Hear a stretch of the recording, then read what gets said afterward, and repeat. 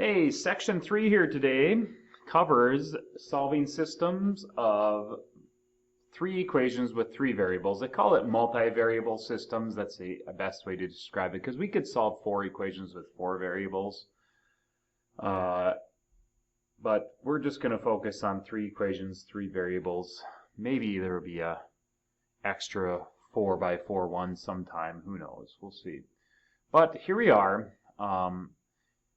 We want to use a method called elimination to solve these. And this first example shows you what we want to achieve every time we do these. We want to get it so we ultimately have one equation that has three variables, and then we're going to want another equation that only has two variables, and then a third equation that finally got down to just one variable. So in this problem here, you can solve this bottom equation for z, and we get z equals -7, 1 down. Then we're going to plug that z into that next equation, 3y minus 5 times z equals 20.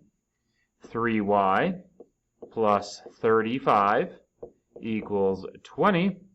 And 3y equals -15.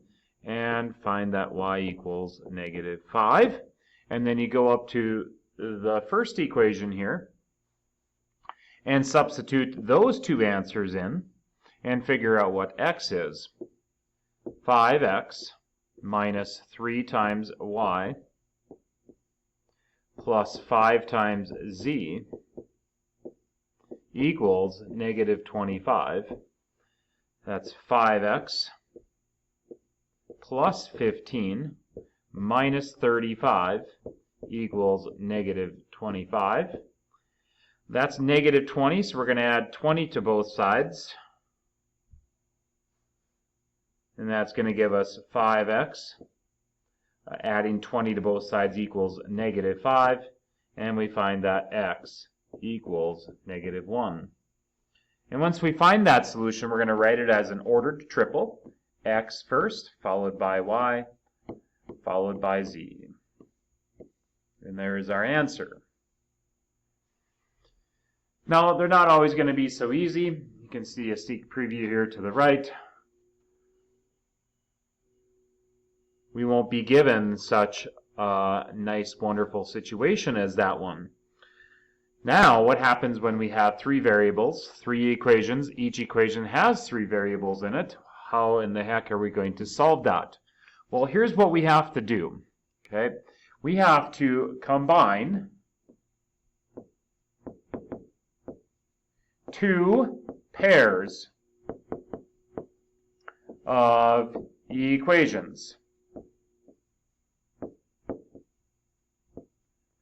and eliminate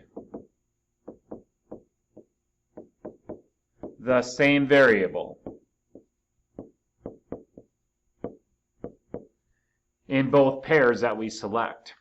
This one works out very nicely. If you take a look at the y values, you can see they're already set up to be opposites of each other. So this one works out very, very nicely. So what we're going to do is we're going to take equation number 1, -2x plus y minus 6z equals -26.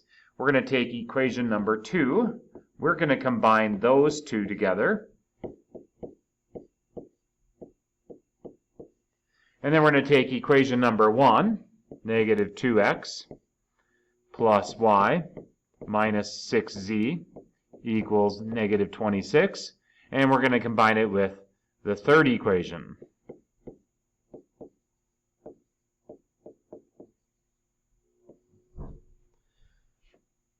Now this is going to give us two new equations. I'm going to change colors here. This is going to give us two new equations.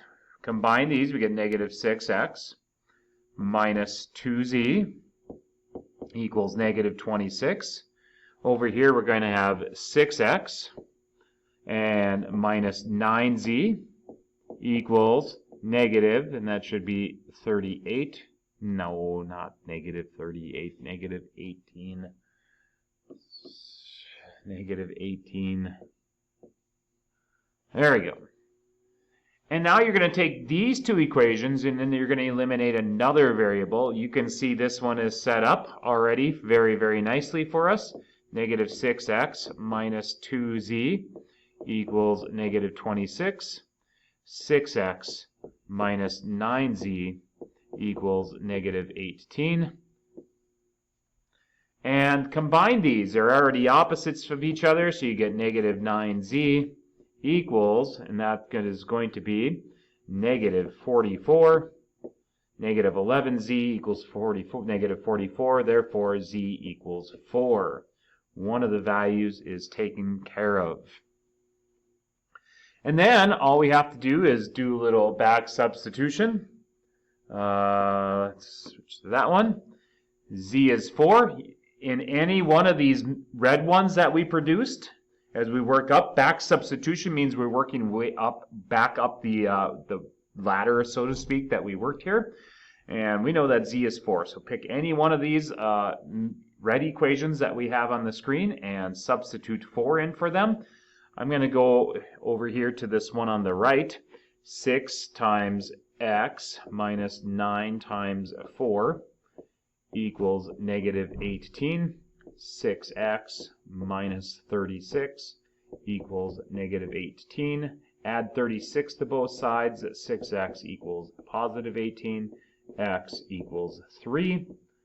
Now we have x and z, and then you go up to any one of the original problems and you substitute x and z in. I'll do that right up here. We're going to use this first equation. Negative 2 times x is 3. Plus y, which is what we're looking for, minus 6 times 4, which is z, equals negative 26. Negative 6 plus y minus 24 equals negative 26. And that's going to be y minus 30 equals negative 26. And we find that y equals 4 when we add 30 to both sides. And there's our answers. Let's go back to black for the answers. Our answer to this problem is 3, 4, 4 for the solutions. And we've got it. So again, this is our process that we are going to utilize. If at any point you get a situation where it says 0 equals 12 or something like that, like we saw in the previous lesson, that means there is no solution. If you get a situation where it says 0 equals 0, that means we have infinitely many solutions. And we'll have to deal with what that dependency is for your solutions. Nonetheless, I have one more example to take a look at. That is the wrong thing to do. Let's go on over here. We got this one right here. Come on, move screen.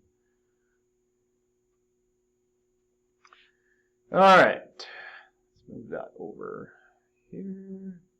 Okay, here we go. We're going to do this one now. All right, here goes.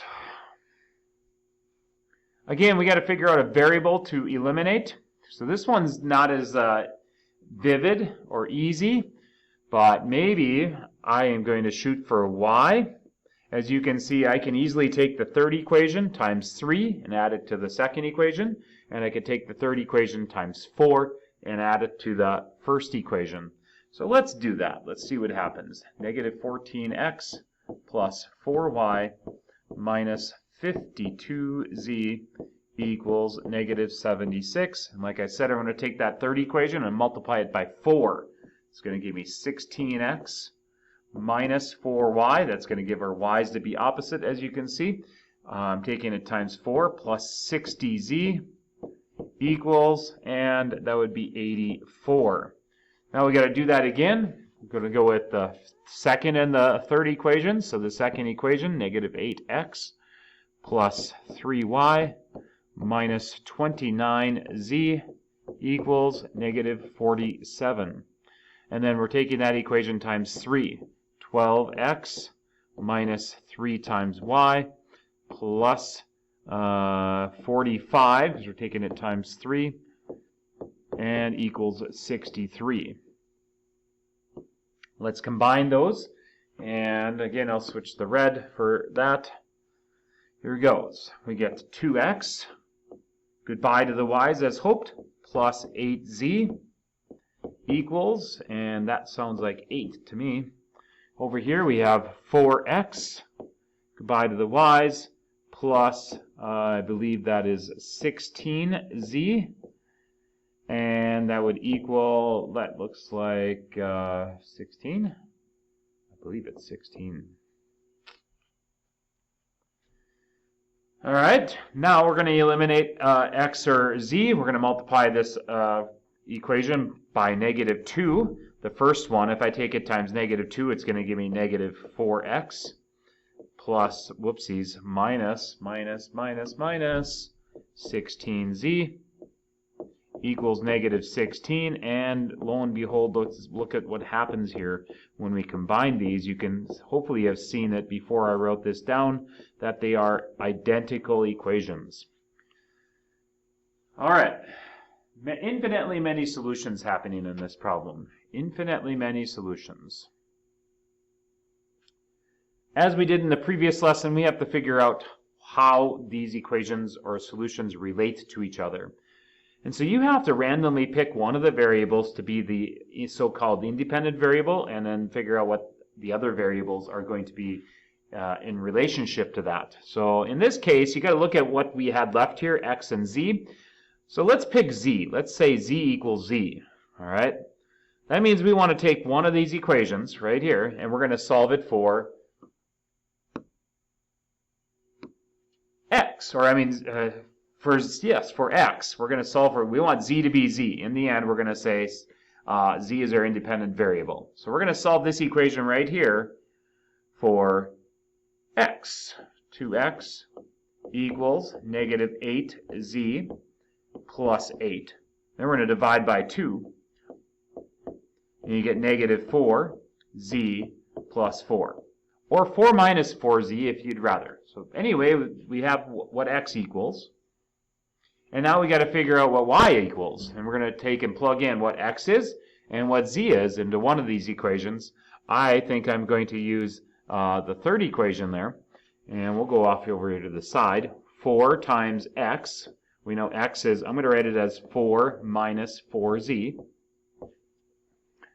Minus y.